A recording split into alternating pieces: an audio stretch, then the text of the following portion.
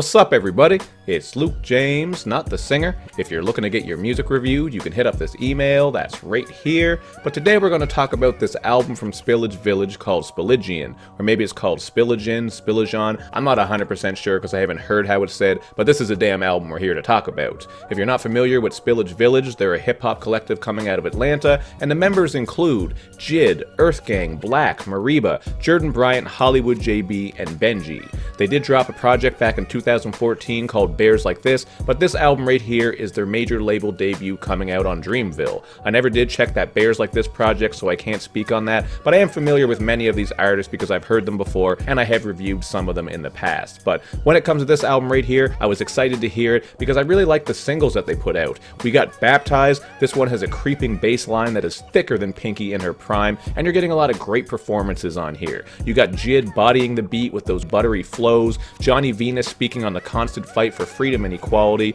and you also get some social commentary from Dr. Dodd, who spits, "Killing a nigga in cold blood, get him a Christmas bonus. Wasn't until it went digital that you finally started taking notice." Some pretty self-explanatory bars about how we see all these awful things going on social media. The police get away with all this bullshit. You know what's going on, man. It's 2020. This is a non-stop thing that's been going on for years, but we see it even more now because of social media's presence. I feel like every member on this album really just takes full advantage of their time, so you're not getting any terrible performances from anyone. I think they all did their damn thing on here, and I really appreciate how each member brings something fresh and unique. You're still getting a lot of chemistry too, because as you listen to this, everyone plays off of each other very well. This is very apparent on the single End of Daze. This track has a very slinky bass line as the members are rapping about apocalyptic times. I thought there was a cool theme here. Sort of reminded me of 24 Hours to Live, that old Mace song where everybody was rapping about what they do with 24 hours left to live. That's the vibe that I got here. And then with the single Hapi, we're getting a breezy piano track, and goddamn, that Johnny Venus verse is beautiful, man. His singing vocals are going to give you chills. Very powerful and uplifting with the lyrics. This is another favorite song of mine. So they went 3 for 3 with the singles, and thankfully this album does live up to that quality. You got the song Mecca. This has one of the album's best bass lines, as well as some beautiful hook vocals where everyone comes together to remind us to spread love around the world. And even the outro track Jupiter is putting out some campfire kumbaya vibes, but not in that cheesy, juicy fruit way. This really is a cohesive, positive, and uplifting project. Just the type of thing you can put on when you want to kick back and chill, you know what I mean? You do get a bit of content there to break down and soak in, but it's nothing too heavy, and you're getting plenty of great vibes. Just lots of guitar production, excellent bass lines throughout, and the singing vocals throughout this, man, are great. Everybody's playing their part, whether they're singing the main part or adding some harmonies or layers, whatever the case may be. I was really impressed with this project in a lot of different ways. There's also the smoky, uplifting track Song Sing. This has beautiful harmonies from the group with Mariba leading the way, so this ties into what I just said about the vocals. And on the smooth guitar-led joint Iala, I hope I'm saying that right, it also says in brackets family,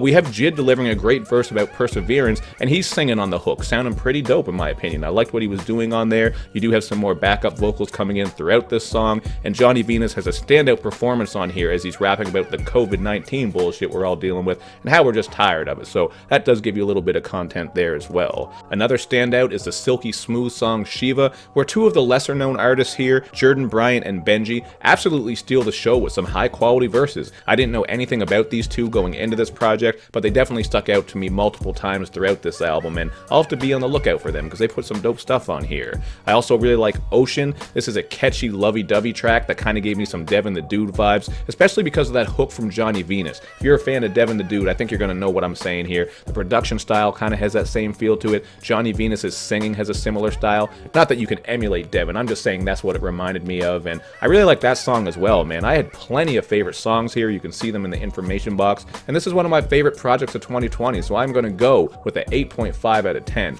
Really dope project, and the only song here I didn't care for is Judas. I just thought the jumbly drums and messy production did not work very well.